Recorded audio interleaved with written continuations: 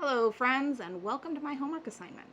This month I've been tasked with analyzing a graphic novel, and I figured since I had to put it in a video format, I might as well just put it here on my YouTube channel. So anyway, here we go. So the graphic novel that I read was My Friend Dahmer, which was written and illustrated by Derf Backderf, published by Abrams Comic Arts, and it's a whopping 270 pages. Is it a genuine graphic novel? Yeah, it's not a compilation of anything, not like Mouse is. It's an extension of a comic book that he had written about Jeffrey Dahmer, I think before all the weird stuff happened. I mean, he was weird anyway in school, according to the graphic novel. Where are the acts in this book? Like Act 1, Act 2, Act 3? Well, though this graphic novel doesn't necessarily have acts per se, but parts, I would have to guess that Act 1 ends at page 43, Act 2 ends at page 175, and Act 3 ends at 194 before the epilogue. Other than that, it has a total of 5 parts, not including the prologue and the epilogue. So whose story is it? Is it Backderf's or is it Jeffrey Dahmer's? Well, it is Backderf's telling, more like a memoir, of what Jeffrey Dahmer went through in school, from junior high all the way to his senior year of high school. What was Dahmer's goal? Not to become a murderer. Did the conflict in Act 2 represent that? Yeah, he was fighting with it quite a bit. Does the story have a solid story arc? Yeah, it's got a good beginning, middle, and end. In the beginning, we see Dahmer as a kid, just, doing his weird things, putting animals in vats of acid to melt their skin off. They were dead animals, but still weird.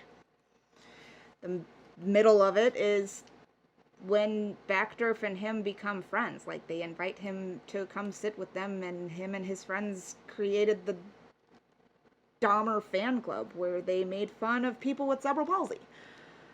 Which, that's not cool. Don't do that. And then the ending is they all graduate and go their separate ways, and that's when Dahmer commits his first murder. The author finds out through his wife that, oh crap, my friend from school is a murderer. Mind you, Backderf didn't expect it to be Dahmer, he expected it to be this guy. So does this character have a story arc? Well, yeah, we see Dahmer putting dead animals in vats of acid, because his dad's a chemist and he can easily get his hands on it. Then, in the middle of his story arc, we see him becoming friends with Backderf, but progressively getting more strange as time went on. Like, he kept coming to school smelling like liquor. And this was because he was trying to numb the pain of his nightmarish thoughts in his head and his family life. Is that the right way to go about these things? No. But I'm also not Dahmer. And in the end, they graduate, they separate. Backderf finds out that his friend from school was a murderer, and like I said, he thought it was this guy. So the transitions in the story are pretty easy to follow. You start here, you work your way down here. Like I said, it's pretty easy to follow. Do the readers know when and where they are? Well, yeah. Backderf makes sure that you know what year it is, what school they're at, and I even think the town that they're in. So with Scott McCloud's transitions, we have moment to moment, action to action, subject to subject, scene to scene, aspect to aspect, and then non-sequential. Non sequitur, that's the words that I meant to say.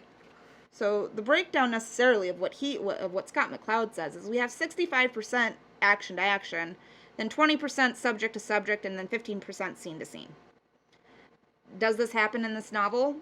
Yeah, essentially. Well, there's more subject to subject and scene to scenes than there are actions, so it kind of varies a little bit from page to page. Does this graphic novel make use of its page as a mini comic? If you want to put it into a Reader's Digest and go very slowly at reading it, then yeah, it does. with the exception of the Splash comics, because even McLeod said that the Splash page is not sequential art. It is just one page with dialogue in it, or not dialogue in it, and it's just a cartoon at that point. So with the directional flow, there's a zigzaggy thing going on here. And yeah, that's what's going on in this graphic novel. It's very clear where you start the page and where you should be ending. It helps the reader go with the flow of the book, which actually made the book pretty easy to read, and why I got through it so fast. It literally took me 2 hours to read it. So do I recommend this book? Yeah, I do. To my classmates, it's literally just research material. It's how you would write a memoir in a horror fashion, or not even a horror fashion, because this graphic novel, as much as I thought it was going to be a horror story, it just made me sad and feel bad for Dahmer. Would I recommend this to my friends?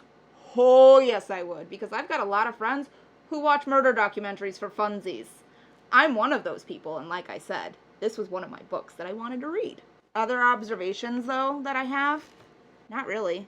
I mean, other than the fact that this book kind of made me sad and made me feel for Dahmer. I am seriously glad that school districts now know to pay attention to kids who need help. You know, mental illness is a serious thing, especially the thoughts that were going through Dahmer's head. He didn't want them. He fought them and then fell to them. Fun fact, though, they made a movie about it. It has the kid from Austin and Ally in it. From Disney.